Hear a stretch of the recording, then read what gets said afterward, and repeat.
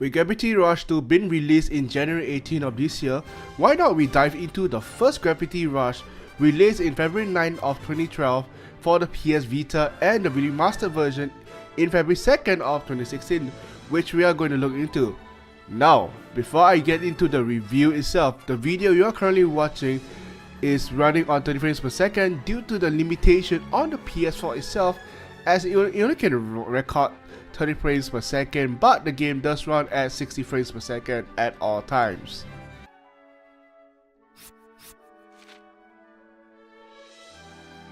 In terms of the storyline, and no, I won't be spoiling anything here, you'll be playing as Kate, which you were awoken in a floating city of Hextonville, alongside with a weird looking cat which Kate has named the cat Dusty. You have no memories on what happened to you and not knowing how you ended up in the city. While playing this game, I found that the storyline is kinda hit or miss. What do I mean? Well, if you're that kind of person who will want to follow the storyline and not caring much about side missions, well, good luck with that, because this game does emphasize on doing the side mission in order to gain more knowledge into the main mission itself. You can don't do the mission itself, but that will make you scratch your head more at certain part of the mission.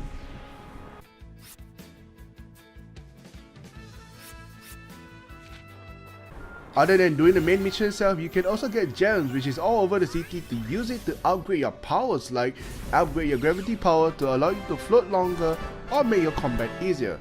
It also allows you to fix certain items that the city requires you to do, fighting off monsters which are called Navy uneasy feat at all.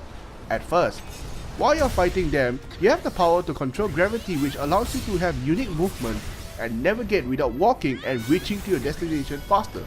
But that comes with a price. Your gravity power isn't going to last long, and there is a cooldown timing where you have to return to a normal state in order to let your power return back, and you can float again.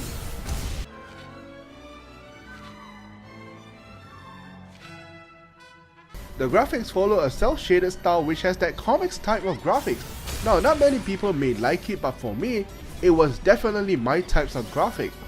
Sadly, I have not played the Vita version, but from what other gamers say, it looks okay on the Vita screen. Playing on the PS4, and wow, was I so amazed on the graphic itself. It looks very amazing and stunning, but of course there were some jagged lines during my gameplay of Gravity Rush Remastered. The PS4 version does run in 60 frames per second most of the time, but I did saw some stutters and slowdowns during my gameplay, but that doesn't happen that often, so don't let it deter you from playing this game.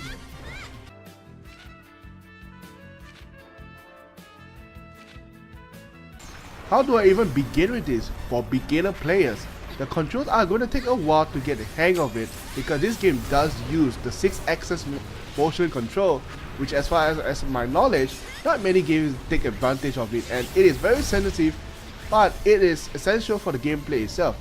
Once you get used to the controls, you'll have a blast defeating the navies.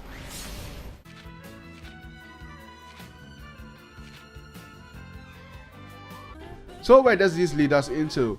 For once, it was a brand new IP for Sony to embrace, like what they did for Horizon Zero Dawn and Tearaway for the Vita. I wouldn't say it's a perfect game by definition, but it isn't a bad game also.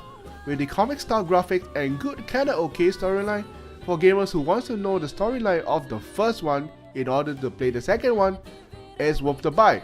But for those who already played the second one, you may want to hold it off, because Gravity Rush 2 may already give you some tidbits on what's going on after the first Gravity Rush.